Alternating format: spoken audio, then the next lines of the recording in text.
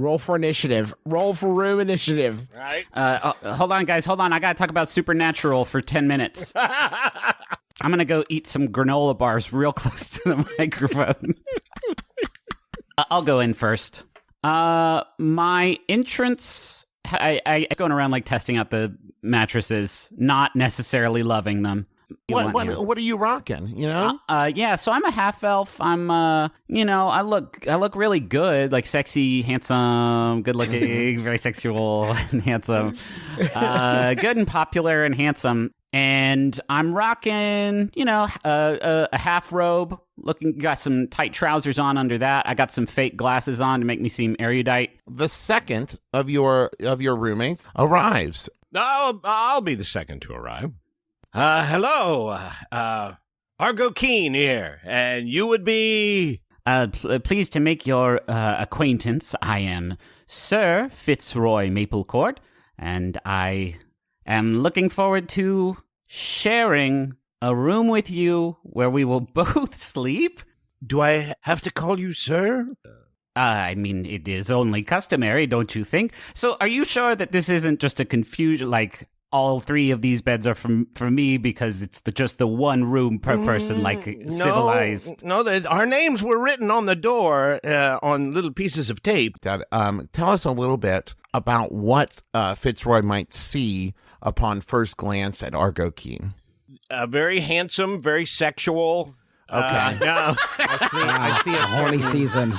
No, sure. Argo is... Welcome to our most sexual season. Highly sexual season. Argo is he's a water genasi, and he's a very athletic build, got kind of a roguish-looking rogue kind of guy. Yeah.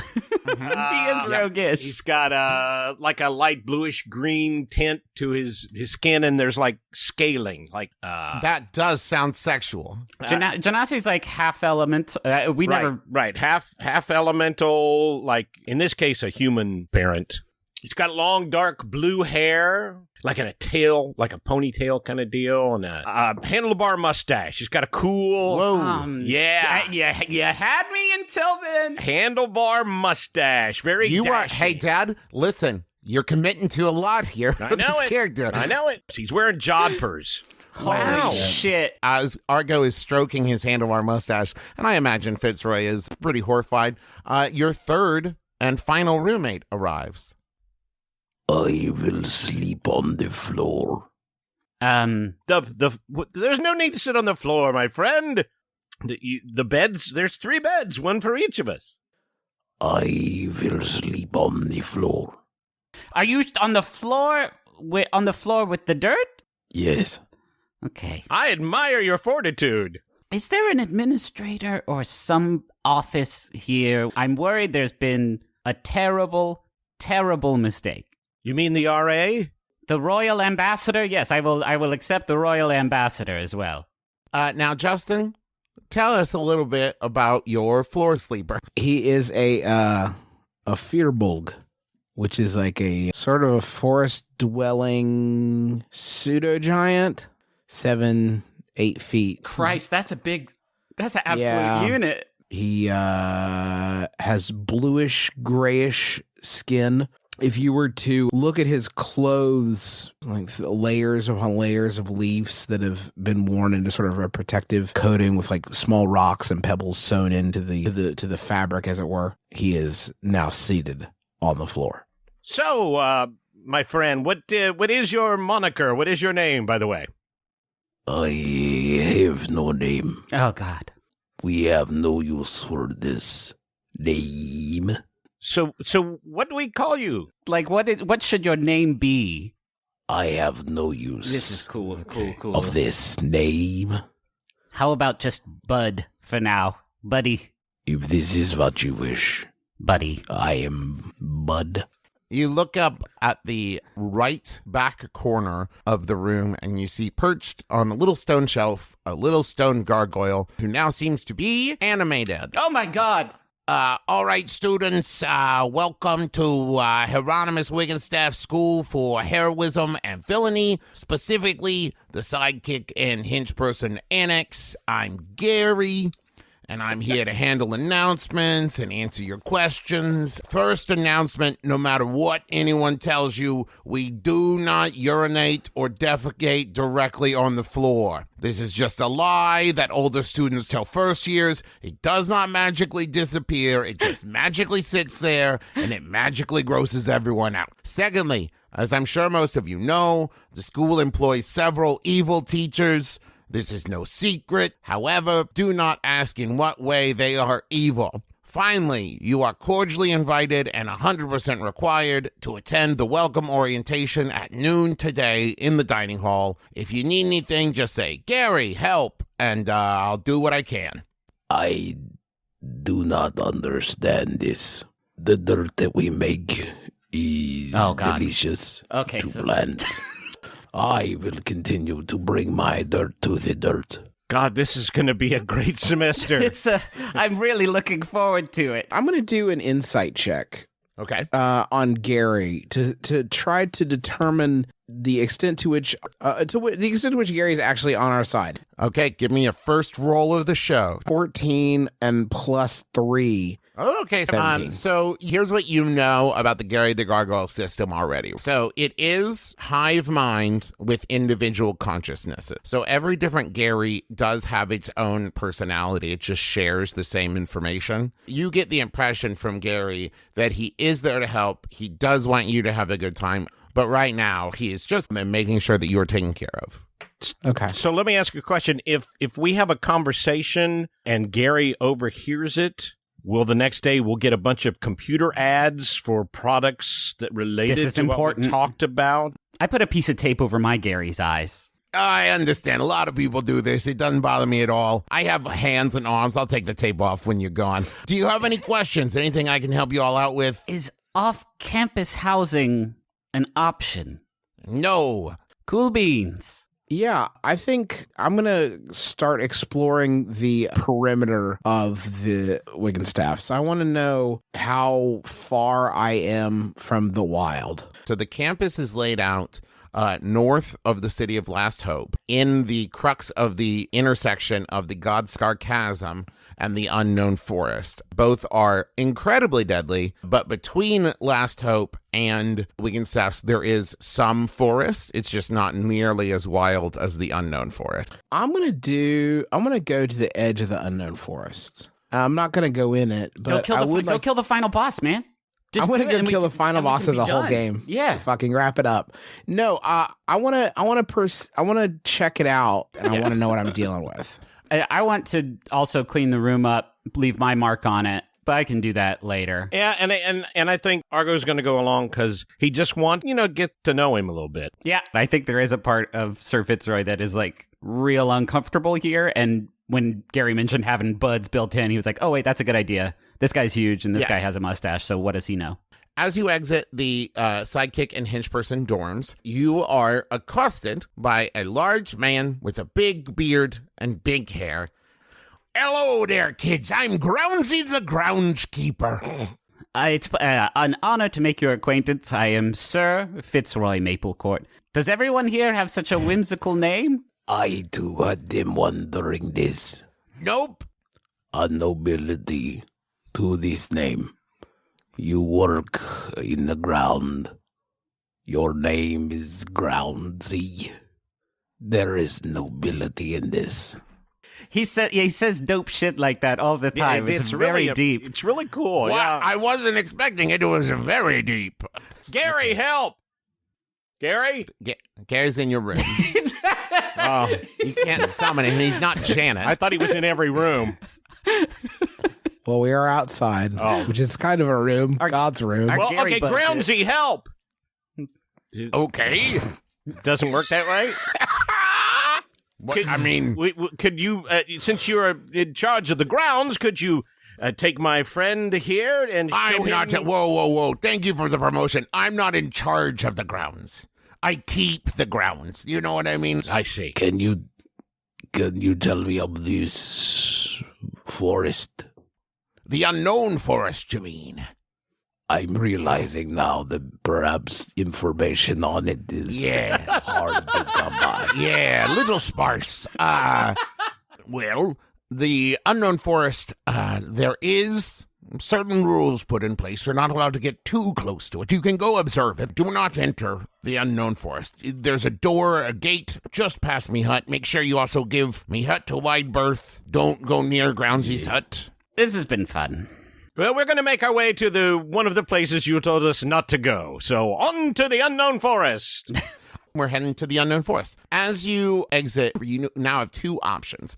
You can go to the left and pass around the school by the barn side, or you can go to the right and pass around the school on the battleground side. I'm definitely going to the battleground because I am hoping to find some sort of proper night training facilities in this place, so I'm swinging by there. And I am going to go past the barn. I'd like to kick it with some fucking animals. What about you, Argo? I think he'll go to the battlegrounds. We are going to go barn side first. You pass the annex on your right, a squat, square wood building smushed against the white stone tower. You see Groundsy's hut on your left. Just past the hut, you see the barn. The barn doors are open if you would like to venture in. Yes, I'm going in. Inside, you at first find several horses, cows, a few sheep. But as you move down the aisles, the denizens of the barn become more exotic. You see a unicorn with a bandage on its leg and a jackalope resting quietly in a hutch. In the last stall, separated from the rest, you see what appears to be a baby Pegasus. And behind you, you hear, "Hello, you must be new." Yes. And you turn to find a beautiful centaur man. He is the animal handling professor here. And he points to the stall with the baby Pegasus and says, I found this baby Pegasus wandering outside the unknown forest, and I fear that she has been orphaned, but she won't eat. I worry about her. Do you have any insight into this? I cast Speak with Animals. Excellent. That seems like a good way to do this. I will ask the Pegasus. Pardon me. Huh? Shh. There is no fear. I am friend. Okay. This centaur wants to know why will you not eat? I'm waiting for my mommy and daddy. Where are they? We were attacked, and I got separated, and I waited and waited for them, and they did not come. Oh, no, youngling. I am very sorry, but I think you may be alone for a while. But this is okay. I am alone too. I was part of a clan, and now I am on my own. But look at me. Big and strong, right? Yes. You too can be big and strong. But you must eat. Here, I have berries. Please. And she begins to eat. Who attacked? Did you see? It was so dark, and it moved so fast. It wasn't big. I'm sorry you had to see this, youngling. But for now, we will both eat our berries and be quiet, huh? I think sometimes they forget how to be quiet. Now we move to travel with Argo and Sir Fitzroy. I've made several meaningful emotional connections with animals along the way also. You pass with the annex on your left. Now, as you round the tower, you can see the battlegrounds. To the untrained eye, it could easily be mistaken for just a patch of dirt. But for those in the trade, the signs of a century's worth of fights are clear. In the center of the grounds is a remarkably tall woman. On either side of her, you see a dark-skinned man in cloth armor, wielding a two-handed staff, and a dragon born with silver scales and a silver sickle shining in the morning sun. You are spotted by the staff-wielding man, and he makes his way over. Hello, new students. Hello, pleased to make your acquaintance. I'm Sir Fitzroy Maplecourt. My name is Jimson. It sounds like maybe you've never been in a fight. Oh, I've been in a few fights, yes. I've sparred my fair share of spars, and I jump into, like, dueling position. Perfect. Well, that is excellent form. Are you one of the new hero students?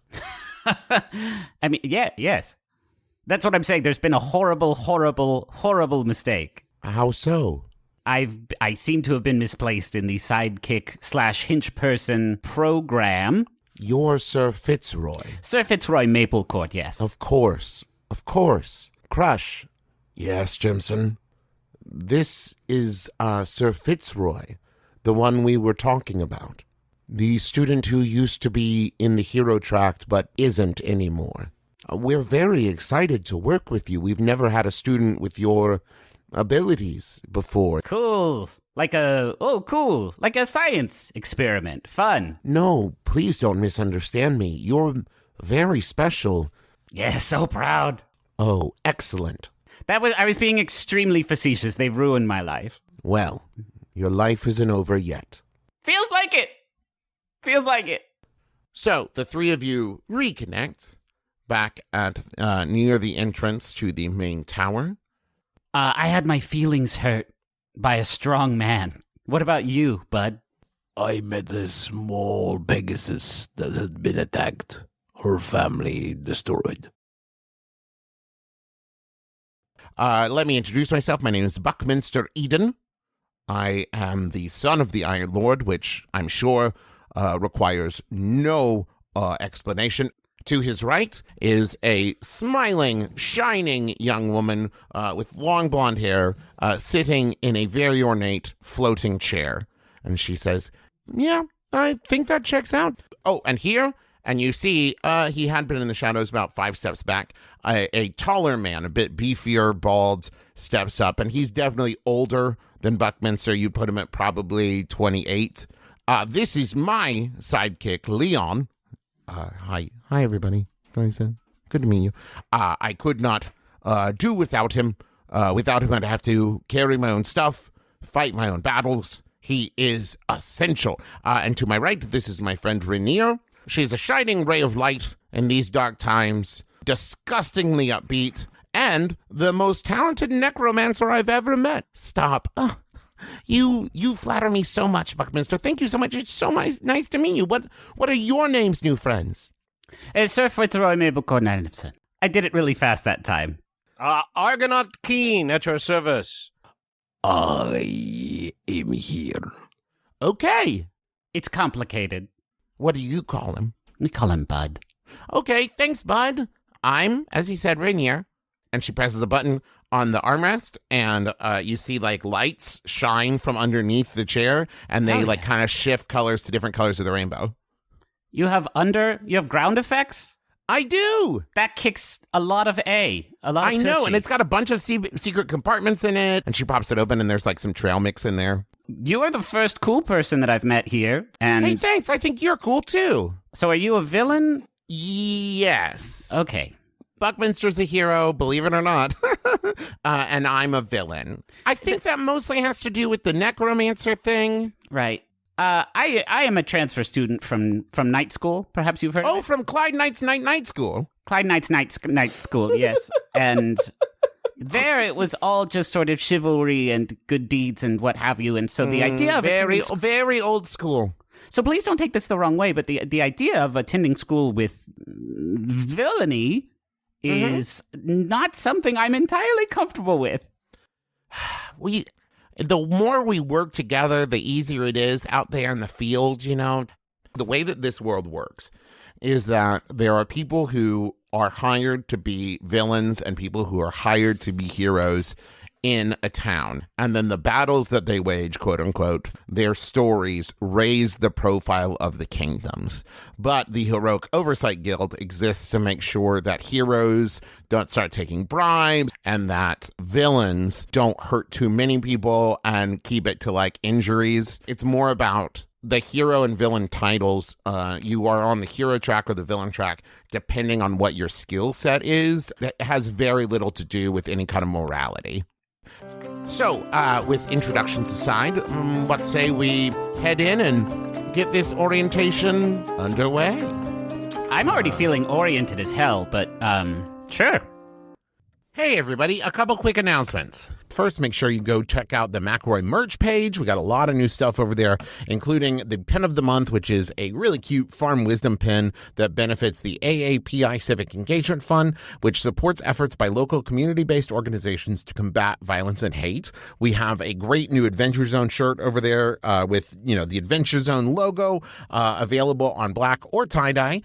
We have a lot of cool stuff over there if you haven't checked it out. McElroymerch.com. Don't forget to pre-order the Adventure Zone Crystal Kingdom, the next graphic novel in the series. You can pre-order that at theadventurezonecomic.com, and it comes out July 13th, 2021. And I also just want to say thank you for being here. Thank you for listening. Thank you for being a friend. So, you enter the school proper. You enter into the main hall. Now, this is also the dining hall. There's a raised platform at the front edge of the hall. On it is a massive table with seating for 25, and this is the staff table. At the center is Hieronymus Wigginstaff.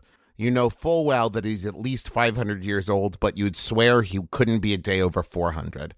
The hall itself is full of 8-person tables. Once the hall is filled, a human man with kind eyes stands from his chair at the staff table and clinks his glass. Great Foley work. Hello, everyone. For those who have not met me, my name is Tomas, and I am the guidance counselor for both the school and the annex. My door is always open. Please do not hesitate to ask for help. Okay, now to the elf himself. He founded this very school and gave us all jobs. Hieronymus Wigginstaff. Woo! Yes! Thank you. Oh my God! Thank you. Thank you, Tomas, and thank you all. It is such a joy to once again begin another year. I wouldn't be where I am today if it weren't for the support of my brother and sidekick, Hieronymus Wigginstaff. And he gestures to the chair to his right. A glowing illusion of an old elf appears in the chair. It is Hieronymus Wigginstaff. He appears to be quite a bit older than his older brother, Hieronymus. His robes are ill-fitting, but his scowl seems perfectly tailored to his face. What do you want? It's orientation. Come down from your office and greet the new students. Piss off. I'll do it from here. Welcome to the school. If you need help, please don't hesitate to ask. Hieronymus out. And the illusion fades. That Hieronymus. What a kidder. All the staff is here for you, even those that are hard at work. Classes begin tomorrow. Now, let lunch be served. So you have your plates on your trays, and you look around the room, and then, thank God, you're saved because Leon approaches and says, hey guys, if you want, you can come sit with us. Buckminster sent me over to get you. You can sit with us and Rainier. Roll a charisma check for me. That is a 13 plus 2, 15. A 15. Okay, great. You approach Tomas, the guidance counselor, and he says, Sir Fitzroy Maplecourt, how can I help you? I'm in heck. I know that I have some credits I am awaiting to be transferred over from night school, where I'm sure you know I attended for quite some time, and now I'm here, and yet I seem to be with the freshmen, and so I'm just wondering if I need to take this all the way to the top, or... I don't mean to upset you, but I was under the impression that you failed out of Clyde Knight's night school. Failed's a way of... Failed's one way of... But not my way of... I have credits. I should have credits. I can look into it. I will see what I can do for you, Sir Fitzroy. I'm retreating from this ploy. It did not work, and I'm going to go sit with Leon and them also. You sit, you have a lovely meal. Buckminster asks, what is your specialty? What is it that you do? I was nearly a graduate of the night school program. Oh, Clyde Knight's night school? I changed tracks, you might say, to the magic program. And that's what I'm doing now. Oh, you developed your magic so late. So late, yeah, totally. You would think that it just wasn't coming. Life finds a way. So are you now a magic user, a necromancer, a sorcerer, wizard, healer? Undecided. druid? Yeah, I still don't really have a good grasp on it. I know prestidigitation. Do you know prestidigitation? Yes. Everybody knows prestidigitation. I'm I do not know prestidigitation. Yeah, it's like I'm new to this. You don't have to be snide about it. Like, I'm sorry. I did not mean to give you a hard time. Just a gentle ribbing amongst friends. Now, Bud, tell me about yourself. Are we happy with Bud? I mean, we can keep workshopping. It kind of feels like you don't want it to be settled on Bud. What do you do? What's your special skill set? Are you, like myself, a rogue? I am the magic of the forest. I commune with the magic of the forest. Druid. Yeah, druid is the word. Yes, you are druid. Okay. What about you, Argonaut? Do you prefer Argo? Argo to friends, yes. I'm leaning towards your profession, actually, the rogue. Yes. You're looking to enter into the roguish arts. I am, yes, indeed. I come from a sailing background and the sea. Ooh. And This is all excellent. You have such a wide array of skills. hey, will you do the thing with the squirrel? Oh, no. Yes, I'd love to. And a compartment in her chair opens up, and a squirrel skeleton comes out and does a little, hello, my baby, hello, my honey, hello, my ragtime girl, across the table. Ghastly. And it's cute, This is ghastly. but it's very troubling. I like that not very much. I told you. This was a pain to me. To see this is a pain. I was wondering if I might be so bold as to invite you all on a tour after lunch. What do you say? I will join this. Yes. Maybe you can show me where the sauna is, the relaxation. What? Bad news. Are you kidding me? And as you're finishing up your meal, here approaches Rolandus to invite you to join myself for a little rite of passage ceremony. A very dangerous and terrifying rite of passage. I will do the weird thing. Excellent. Do I have to carry a lemon with my butt? You don't have to, but you can if you want to, I guess. Then that's sure. Yes, absolutely. that would put me right off lemons, and I need those for scurvy. Then tonight, about 9 o'clock, I'd say, shall we meet by the edge of the unknown forest? And Rolandus twirls his cape and exits the room. In this world, the skill that is prized above all else in Heroes and Villains is accounting. Because at this point, you're basically a government serf, and your job is to make sure you're not overspending. At any point, it may be determined that it is more expensive to have you on payroll than to just hire a new hero or villain. Oftentimes, the sidekick's main job is to keep up with the finances of the hero and villain, and you know that Bartholomew is the #1 accountant in the land. It is an honor to get to learn from him. You will be taking sneakery, everyone takes accounting, survival is for heroes and villains, persuasion is for heroes and villains, but there is a lot of crossover. Okay. Are there any electives like bowling or PE or anything like that? Well, Just yes, easy there A's. is PE. There is PE. The PE is in the form of the battle training and shield work. Good. Okay. And what you know about placement is in the later parts of the semester, in the later part of the year, older, higher level students will be sent out on real world assignments to practice their skills, and placed with them will be sidekicks and hench people to kind of act as resources for them while they are out in the field. It is possible to request a specific assignment, isn't it? To be assigned as a sidekick to perhaps a specific person? You can. There's not as much weight put on that as when a hero or villain specifically requests you. But yes, it is possible. There is a system put in place for it. And now let us head down to the basement. Here in the first level of the basement, we have Test Tavern. And over here is the test dungeon, which, of course, is a recreation of a dungeon. Staffed by, here they are, staffed by the skeleton crew. My name is Jermaine. This is Victoria, and this is Rattles. It's a pleasure to meet you. You must be new students. We are your practice skeletons. So we can just sort of wail on you and you're cool? You'll be okay with that? Yeah, do you want to try it out? Oh my god, are you sure? Yeah, roll for initiative. That's a 17. 4. 15. Okay, great. Plus 1, 16. Okay, so Sir Fitzroy, you go first. Okay.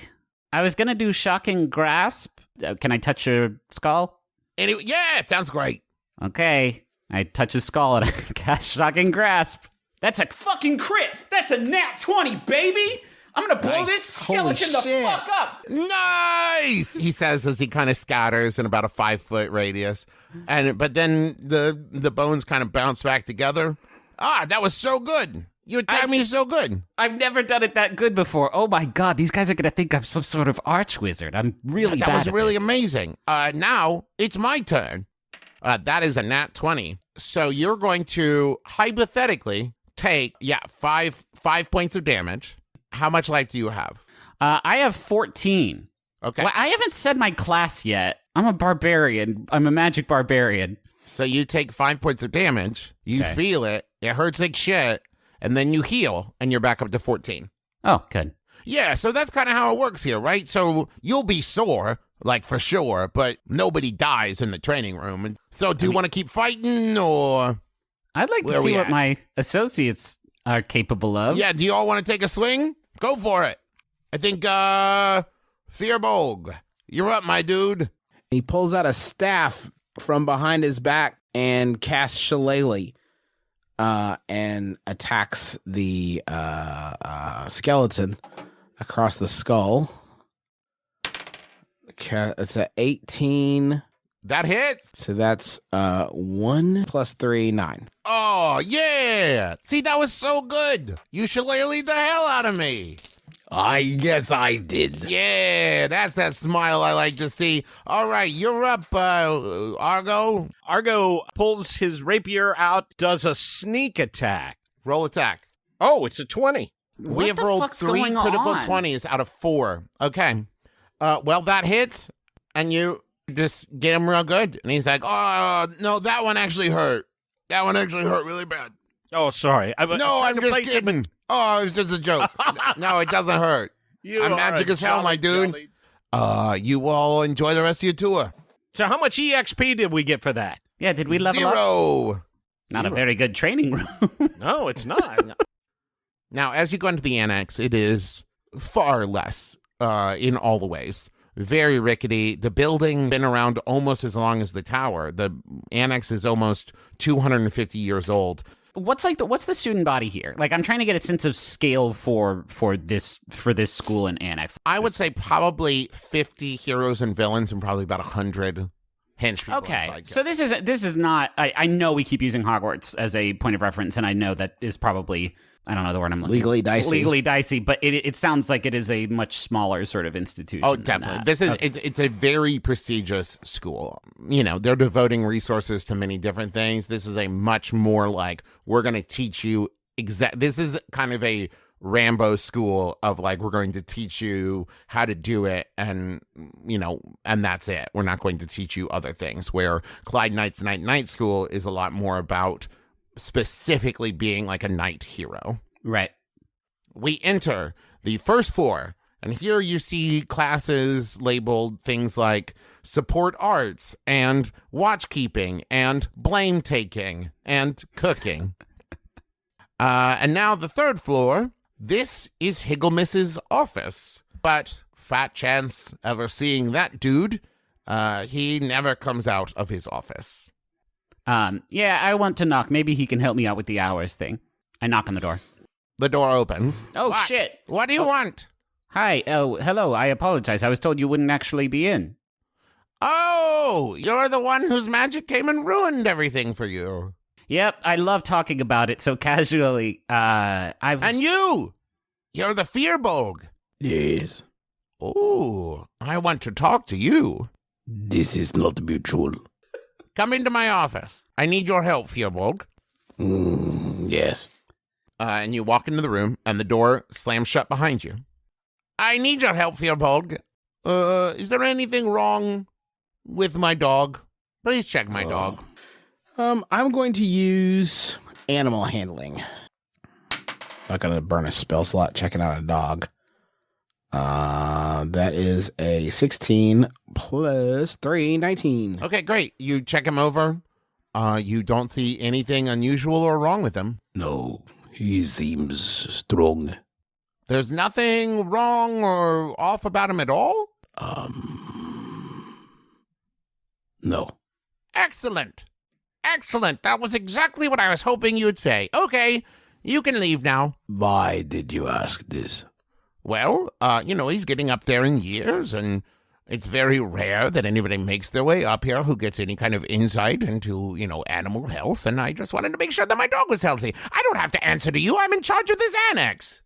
It's not my strong suit, but I'm going to do insight check to see if I can pick up anything about his motivations. Okay. That's a 5 plus 3, 8. Nope. Seems okay. Seems like he just wanted you to check out his dog. What kind of dog is it? It's like a collie. Oh, you're still here. Hero, show them to the door. And the dog walks over and opens the door with its mouth. And you make it back out in the hallway. And Buck says, well, that concludes the tour. I say we all go to the edge of the unknown forest for the rite of passage. Are they going to try and kill us? No, we won't let anybody kill you. Wound? No. It's a school rite of passage. Why would they? No. Well, it didn't really sound like it was part of the official curriculum. It sounded like it was kind of a shadow curriculum. Yes, it's just for funsies, but we'll be there. We'll keep you safe. Do not worry. You've all snuck out of your dorms, made your way across the grounds, out the wrought iron gate, and you've made your way to the edge of the unknown forest. And there, waiting a good distance away from the forest, about 20 feet away, are Rainier and Leon and Buckminster and Rolandus. Now, the forest itself is vast. It takes up a large part of this continent. And here at the edge of it, somehow, the inside of the forest is darker than the night you are standing in. It is difficult to perceive anything beyond the tree line. Ah, you showed. I had my doubts. How very exciting. Your task, my friends, is simple. Do you see that large tree? And he points to a tree on the outskirts of the unknown forest. And you can see upon it hundreds and hundreds of names carved into it. All you have to do is carve your name on that tree without losing your nerve. This seems really easy. Anything else we need to know about the little stunt? Do you mean, aside from the fact that the unknown forest is widely considered the most dangerous place on the planet? It's time to make your way there, if you dare. I walk leisurely toward the tree. Argo sprints toward it full speed, unleashing his rapier as he does so. I cast jump, and I leap towards the tree.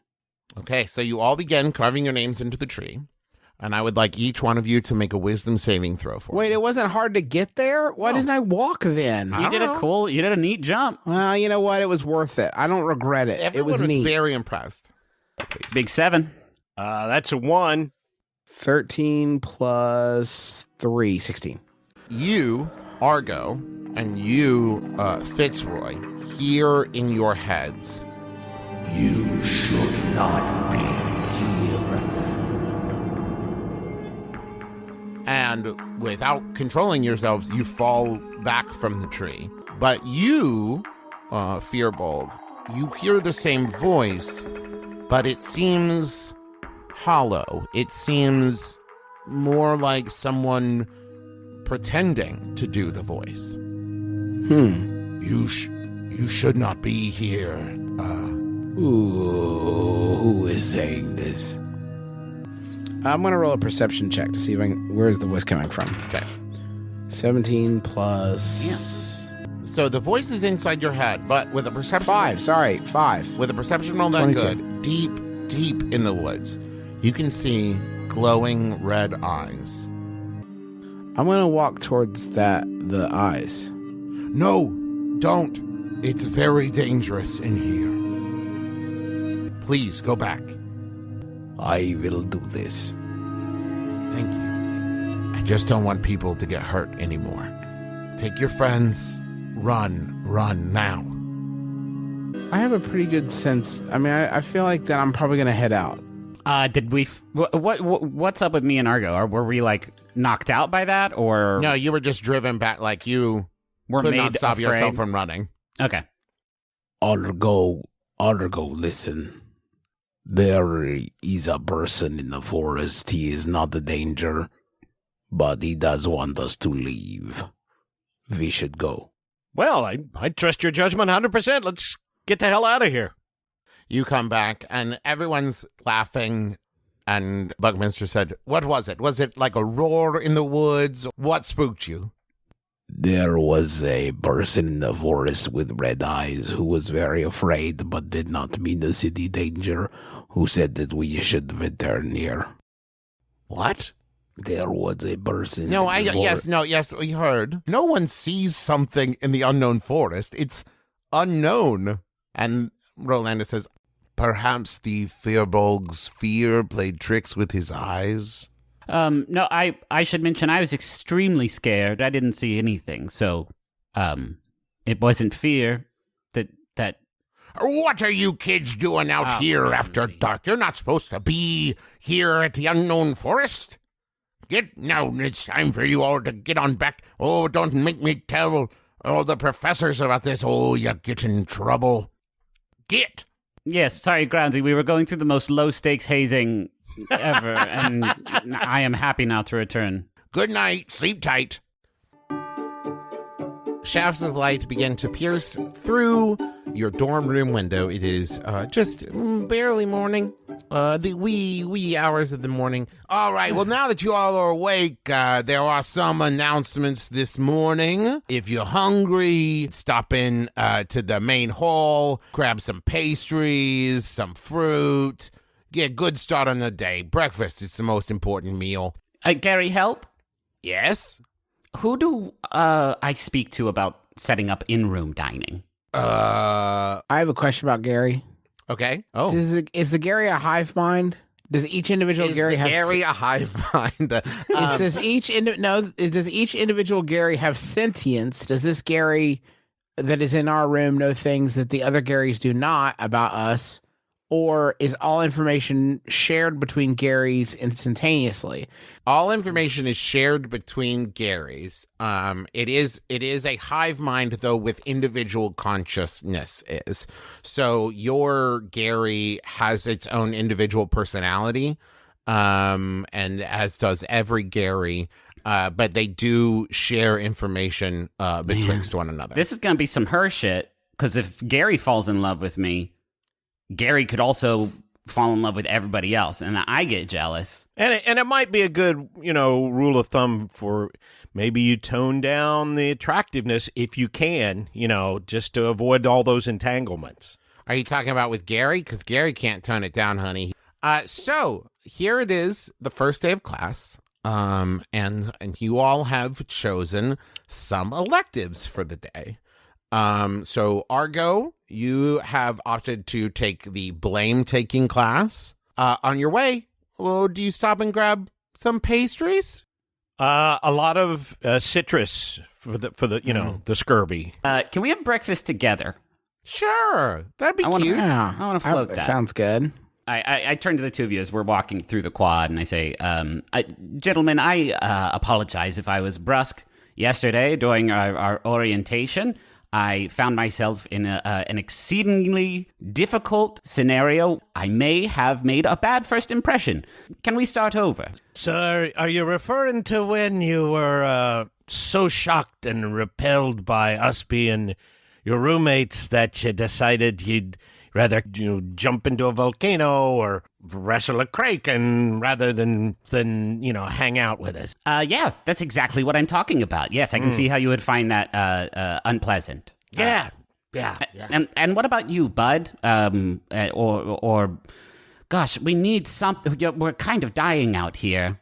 I am fine. Derek? Derek. This turns to ash in my mouth. Derek? I shall not be Derek. Can you forgive me for being so harsh? I will. Cool, that was much easier than I thought it was going to be. What brings the two of you to this institution? I have a goal of being a sidekick, a very specific sidekick. I want to be a sidekick to the Commodore, the great naval hero, the Commodore. What about yourself, Firbolg friend? I am nothing, and I must serve. Here's to a good semester, I suppose. You arrive at the Great Hall. You can see laid out, there's some various bready pastry type things. You see various fresh fruits. Isn't it cool? You can just say, like, there's croissants. I know, right? There is. Oh, shit. Is there an omelet bar? Hell yeah, there's an omelet bar. There's 3. Is there a crepe master? No. God, does this school have anything? Perhaps you could find some room in the budget for crepe mastery. I know it's only the second episode, but I feel like we already know so much about Fitzroy. He likes sweet crepes. He's a failure. Hey, Trav. Yeah? Did you, when you were planning this out, did you think that getting breakfast would take 20 minutes? Or is this No, still part I of your honestly grand didn't, plan? Justin. I understand. Listen, here's what you didn't know. You're all on your way to class now. There was a key hidden in the fruit. Damn Like it. Survivor. Yeah, It was I grabbed an immunity advantage. Ow! Oh, I bit into a lime and I got something hard and metallic. Here's the It's a catch, though. key. The key Dig into doesn't go this to fucking anything. shit for a second. You bit into a lime? Oh, yeah, that's the best way to stave off scurvy. You're so tripped out by scurvy. Okay. All right. Argo, you're on your way to class. You arrive at blame-taking class, and you are running just a little bit late, just a couple minutes, and you're the last person to arrive. There are 5 other students in the class, including Leon, who you recognize, and 4 others who you don't. Please, you must be Argo. Please come in, have a seat. We are getting ready to begin class. Welcome to blame-taking.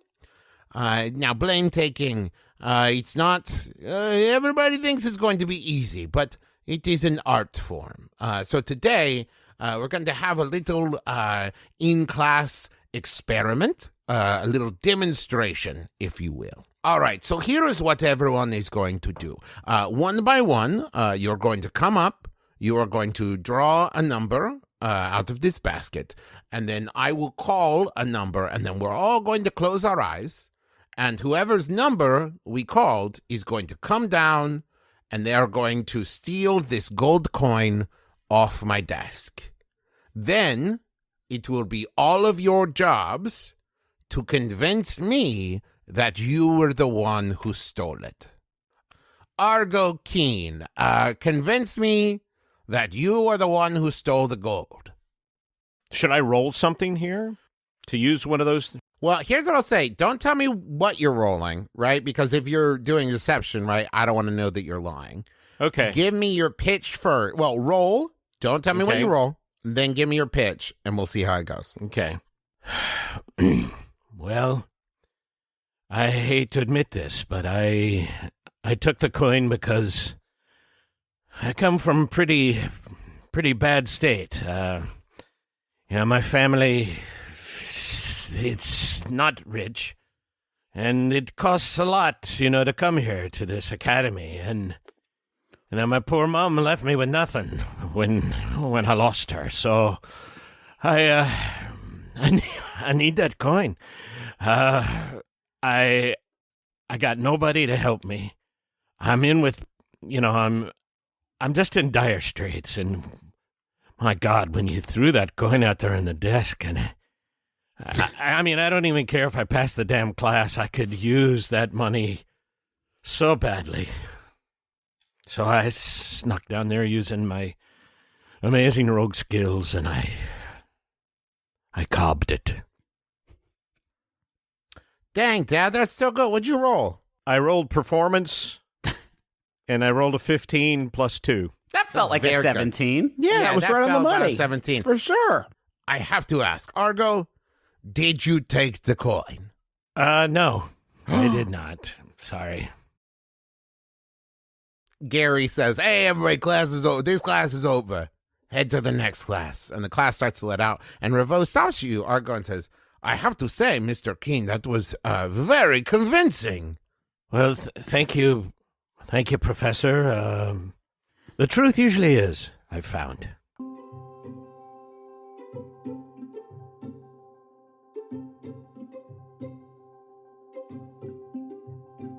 When I asked which class the Firbolg would choose to take, Justin, could you tell me what you chose to take?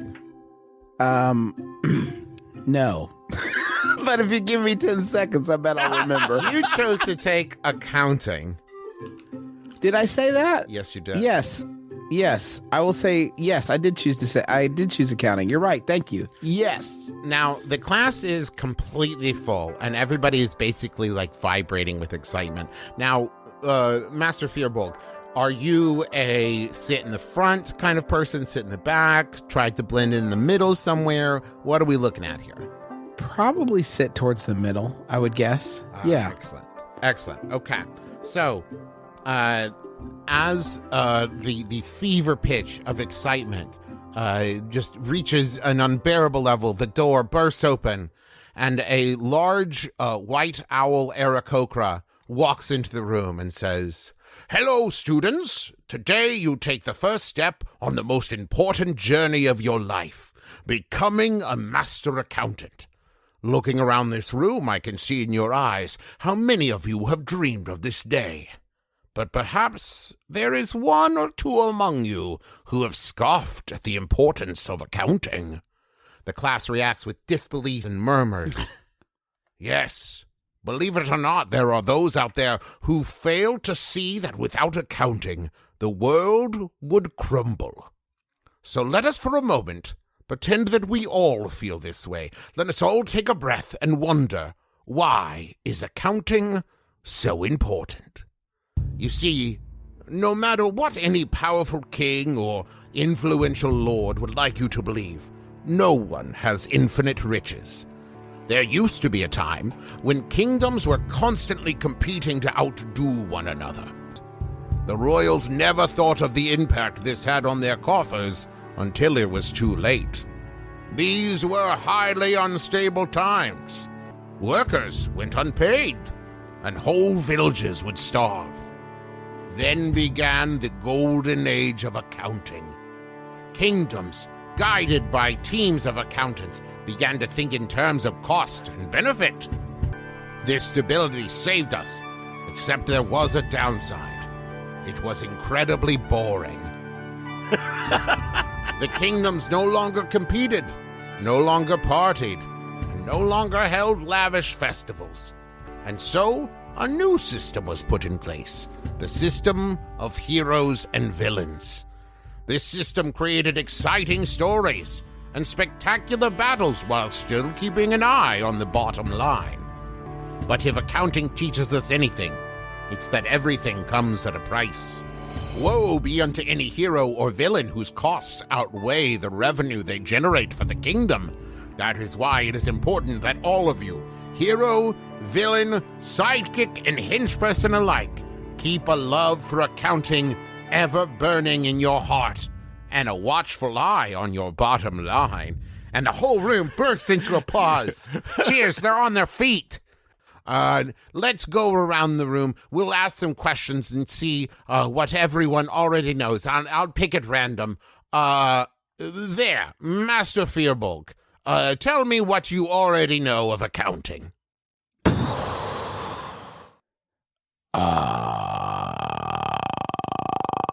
Nothing.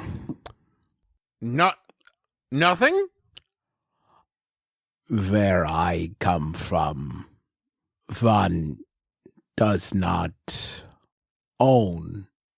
Why would one have more than the others? Sweet bird in heaven.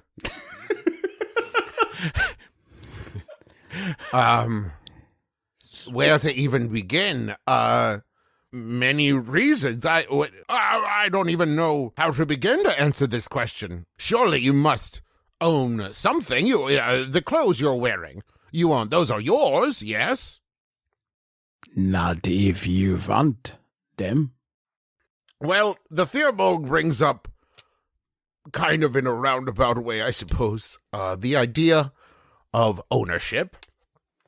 And that brings us to the first part of the accounting equation. Assets. Property owned by a business that can be used to operate and generate profit. Is this required? Is it required for operating a business? This class. Oh. Yes, very much so. You know what? Here's an easy one, all right? This is, you don't need to know. Someone else. No, you have become my opus, Mr. Firbolg. Now, if a kingdom owns a piece of real estate worth 25,000 gold, and they owe 18,000 gold on a loan for that real estate, what is the kingdom's equity in that property? This is a splitting. Here, all are feeling this, yes? Is a splitting. And he's grabbing his head as though he's trying to keep both halves of his brain together. You can do this, Master Firbolg. 25,000, and they owe 18,000. This is why are there 25,000 of anything? Okay, how about 25? It's 25 gold, and they owe 18 gold. So what's their equity in it? What is this equity? It's their interest in property after all debts have been repaid. There is a sound of a clanging. This. Okay, There is a fire. There is a fire behind the eyes. A splitting. It's a fire. I'm going to put it another way. It's worth 25. What is 25? Doesn't matter. It's worth 25. Acorn. Sure. It's worth 25 acorns. They still owe 18 acorns. Why? Because they're buying it from a squirrel. What do I get? His tree. We can share the tree. No. It's very big. You can't. The squirrel doesn't want to share the tree. Room for a boat. In this scenario, the squirrel does not want to share the tree, you see. I find another is fine. No, it's the only tree for miles.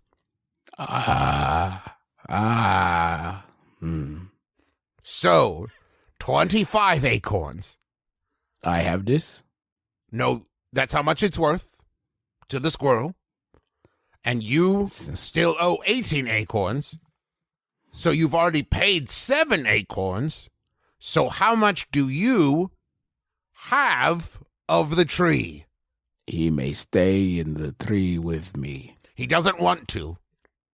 Upstairs. Nope. I do the joke. Trees do not have stairs. Okay. You've given me a lot to think about, Master Firbolg.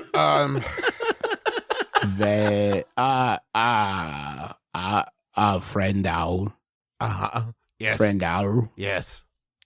When do I get the acorns? All right, everybody. Thank you so much. It's been a great first class. I need to do some restructuring on my syllabus for the coming weeks. What is syllabus?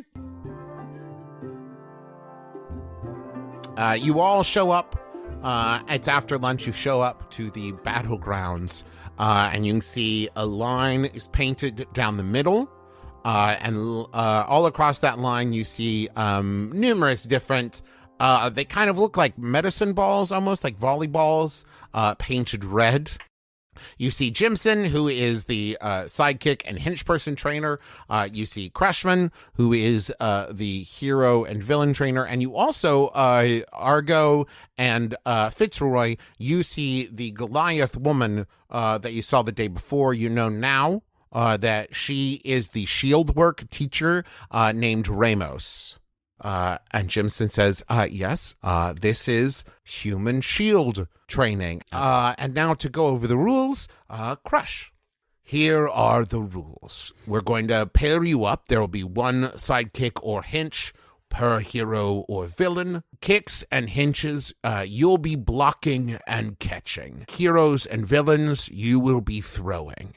Cool. So you can use your powers and abilities in this game, except for direct attacks. So get creative.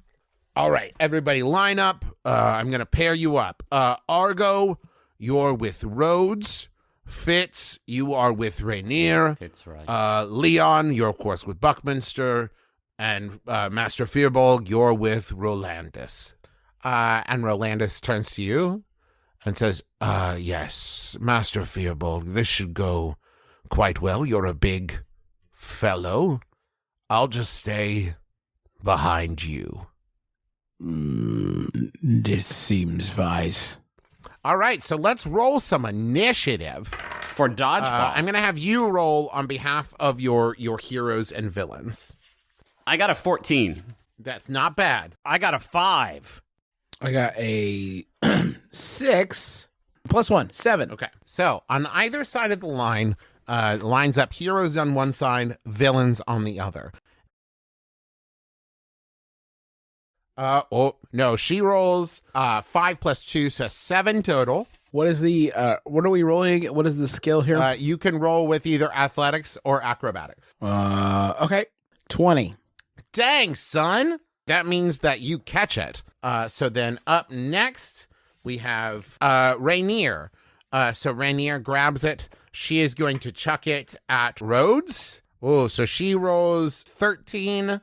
Okay. So I rolled 12 plus 8 for acrobatics. Dang, son. That's 20. I forgot how acrobatic you are. So you get the block. You don't grab the ball, but the block is successful. Over at Rolandus. Oh, that's an 11 plus... it's a 16 total, 11 plus 5. Hell yeah, 17 plus 4, 21. That's a good grab. I'm burning all these good rolls when I'm playing dodgeball, though. So up next, it is Rolandus is up. Try throwing from higher. And I'm going to touch Rolandus and cast jump. Rolandus's jump distance is tripled until the spell ends. So he jumps up. I'm going to give him advantage because of that. Then he jumps straight up. It's going to be way harder to block. Way harder. Yeah, thank God you gave him advantage on that. He needed that. So he's got a 23 total. Nope. You pop it right off the top. Rolandus does, rather, right off the top of Pip's head. And just like that, Pip and Dip are out. The villains are down to 2. The heroes still have 3. And up next is Rhodes.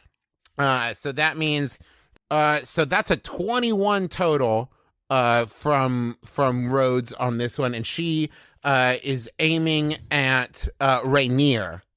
Oh, not on my watch.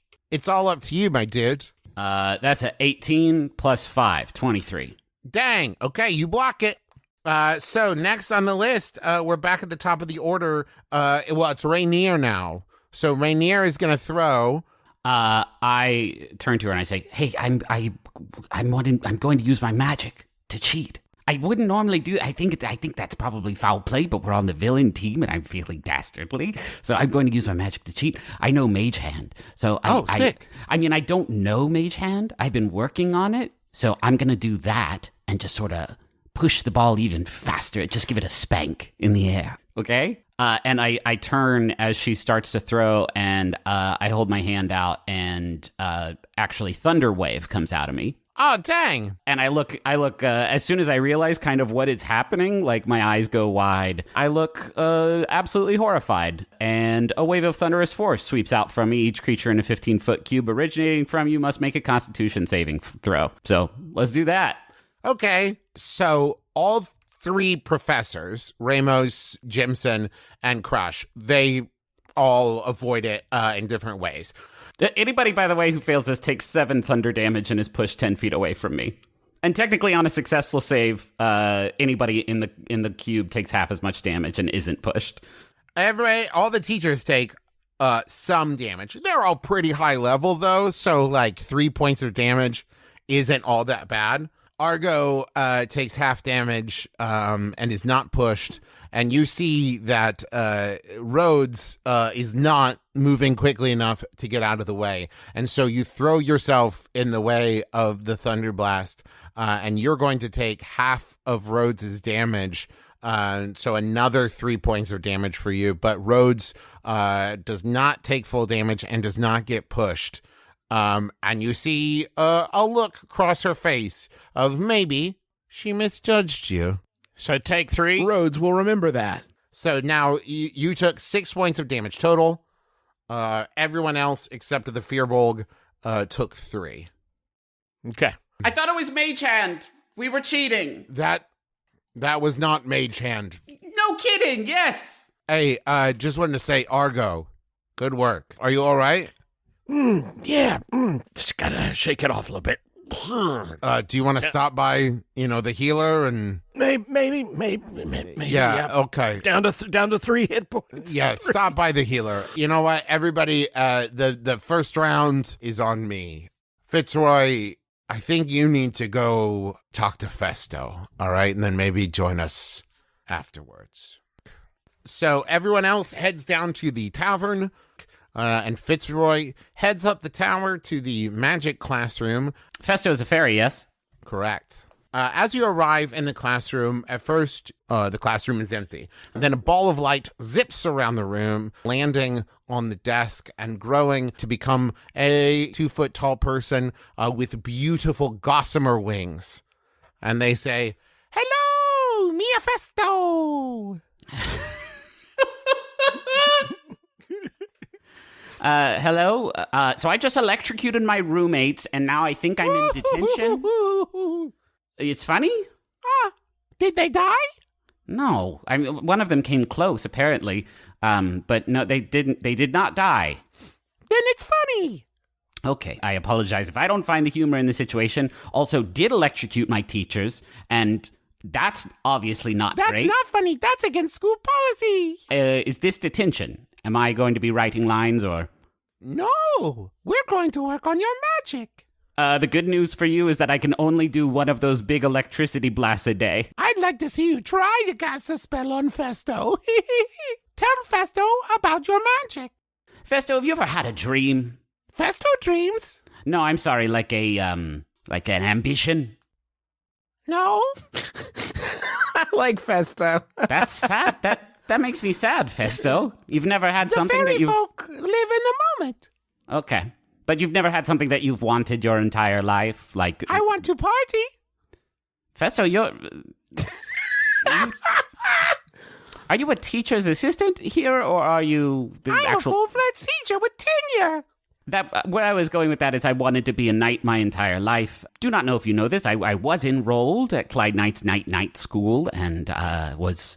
in my final semester training personally under Sylvia Knight, the headmaster there, and I did catfish her, by which I mean I turned her into a catfish with a magical blast that I did not know that I had inside of me, and so I was removed from the academy. That was my first magic, yes. What an unpleasant way for it to blossom. Ah, so you do not love your magic. Oh, no. If you had some sort of, orb that I could touch, and then it would eat up my magic. Anyway, once I get this under control, I will be leaving the school. Oh, show Festo a spell. Make light. And I close my eyes? and I created an instantaneous harmless sensory effect, such as a shower of sparks. Oh, no. What's wrong? Your magic is sad. Your magic knows you do not love it. You think of your magic as a curse. Accurately. You must learn to see your magic not as something to fight, but something to work with. Festo, I get you're trying to be sort of like wise and twist it around on me. I am saying, Festo, you don't know what's going on in there. Let me see your hand. I show them my hand. And they take their tiny fingertip and press it hard against your palm. And your palm glows for just a second. Does it hurt? It's warm. And Festo says, now, I want you to cast. Okay. And when you cast, floating in front of you is a glowing magical familiar. And Festo has just imparted to you the spell, Find Familiar. Thanks, Festo. Now, I want you to care for your magic. I want you to work with your magic. Festo, have you just given me a sort of virtual pet? Is that what you're saying? Is it's this a familiar. So with Find Familiar, you gain the service of a familiar, a spirit that takes an animal form you choose. They appear in an unoccupied space within range, and they have the statistics of the chosen form, though it is celestial, and they act independently of you, but always obeys your command. Okay, well, you know it ain't a cat. So what form has it taken? That's a good question. Well, then it's a crab. Right now it's a crab? Great. Yeah. I love that. Oh, yeah. Okay. Yeah. All right, so my magic's a crab, and I have to love it very dearly. Come here, sweet boy. Pinch, Come pinch, here, pinch. That was Festo saying that. Pinch, Okay. pinch, pinch. I will give him a kiss. I love my sweet crab. No, you are faking it. No, he's my best That is friend. performative. I will tell him all my secrets. You do not feel the love in your heart. You are performing for Festo. I'll give him a big hug. You are a liar. I'm sorry, Festo. I didn't mean to get heated there. I will take good care of this celestial crab. Festo has to get to a party now. Okay, Festo. Can I come? Bye. And turns back into the ball of light and zooms out the window. I set my crab down. just walk away. The crab follows you as you walk out of the room. Crab, just stay. I don't know how to dismiss you because I just learned the spell, but are you really, do you need me to take care of you? Do you need food? And the crab starts like taking its claws and putting it to its mouth. Oh, Jesus, God. Okay, let's go to the commissary or whatever. You head down to the tavern to meet everyone else. It's cool now because my magic is this crab, and as long as I love it, nobody has to get hurt. Everyone pauses for a second and then goes back to the conversations they were having. So, Argo, it's your turn to head up to the bar. Okay, so Argo walks up to the bar and says, hello, barkeep? Listen, do you have do you have something, cheap, yet filling? I will see what we have in the back. And she heads in the back. And you hear to your right, Argo not keen. You turn, you see Kinku standing there, who you would have sworn was not there a second before. And you realize that this must be the sneakery teacher, Jackle. I know about you, Argo not keen. What exactly do you think you know? You are not exactly what you seem. Look, who the hell are you? My name is Jackal, and I listen. I pay attention. We will discuss many things. Perhaps we will discuss Mariah? All right. Look, I want to continue this conversation, but just not here, not now. Sorry, Argo, I was not able to find anything. Oh, I know. Put it on my friends tab here next to me. He's gone. And in his place, you see sitting on the counter a napkin with 2 rings, as though there was a glass dripping with condensation sitting on them that someone moved from one position to the next to create the image of 2 overlapping rings. And written at the bottom of it, in a scrawling handwriting, it simply says, Rain and Stone. I'm thinking about Snippy. Snippy or Clippy or Gurgles. He makes a gurgle noise. And you return to find the crab sitting on the table eating some pretzels. He likes pretzels. Then have I made a gargle noise? Oh, I'm sorry. Not.